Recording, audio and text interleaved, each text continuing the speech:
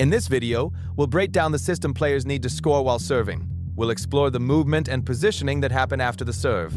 And we'll talk about modern pickleball decision-making that helps players manage the natural disadvantage that exists at the start of a service point. Consistent scoring comes from understanding how to position the body after serving, how to move after the third shot, how to select the correct third shot based on the return, and how to handle the transition zone. These elements form a complete system that allows the serving team to gradually turn a disadvantage into control of the rally.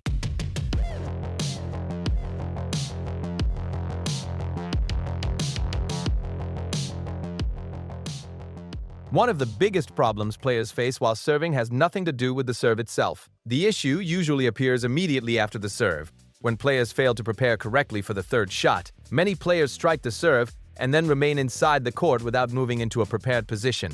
They linger near the baseline or stand upright while waiting for the return. This creates a slow reaction time and often leads to poor third shot execution. The correct sequence begins as soon as the serve is hit. After striking the ball, the player immediately squares the body toward the court. At the same time, a quick step backward places the player slightly behind the baseline. This positioning creates space to receive the return and prepares the player for the third shot. Standing about a foot behind the baseline in an athletic stance provides the balance and readiness needed to respond to fast or deep returns. The stance itself is important. The body should remain lowered and balanced rather than upright. Returns can arrive with significant pace, so a stable and ready posture ensures that the player can react quickly. Once the return is identified, the next step is turning the shoulders toward the shot. Players often make the mistake of moving toward the ball while still facing the court. This slows down preparation and makes it harder to execute the shot cleanly. Instead, the shoulders turn immediately toward the forehand or backhand side depending on the incoming ball. Even when planning to hit a drop, the body still rotates slightly in the direction of the shot. From that position, the player moves toward the ball using small adjustment steps. These short movements allow the body to stay balanced while approaching the correct contact point. When the sequence is executed correctly, the process becomes simple and efficient. The serve is hit, the player steps behind the baseline into an athletic stance, the shoulders turn toward the incoming ball, and the body moves with small adjustment steps to execute the third shot. Without this preparation, players often rush their third shot and lose control of the rally early. After the third shot is struck, the next movement decision determines whether the serving team can move forward successfully or becomes vulnerable during the rally. A common mistake occurs when players automatically run toward the kitchen regardless of the quality of their third shot. This can be dangerous when the ball is hit too high. If a third shot drop is popped up or a defensive shot floats high, moving forward immediately creates a difficult situation. The opponent can attack the ball aggressively, often targeting the feet of the advancing player. In these situations, staying back is the correct response. Remaining deeper in the court allows the player to defend and attempt another drop rather than moving forward into a position where reaction time is limited. In many rallies, however, the third shot produces a medium-height response from the opponent.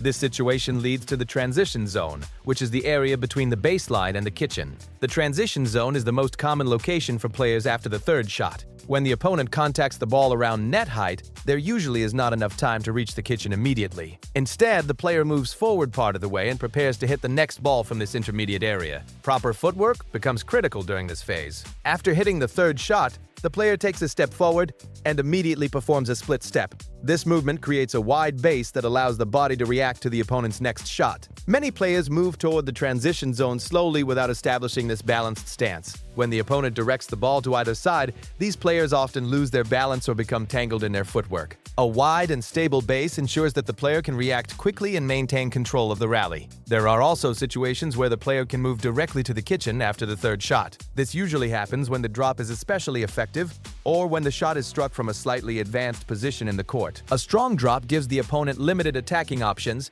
which allows the serving team to move forward immediately. The key detail is commitment. When a player feels confident about the drop, forward movement should begin right as the shot is struck. Waiting to see whether the drop is successful often leaves the player stuck in the transition zone instead of reaching the kitchen.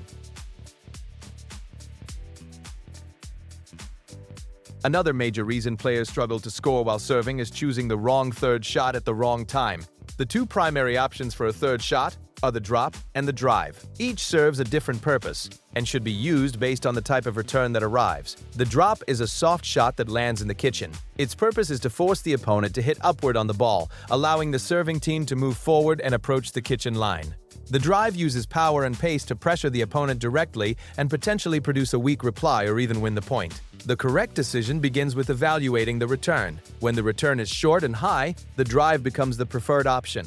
Being closer to the opponent creates a better angle over the net, which makes attacking more effective.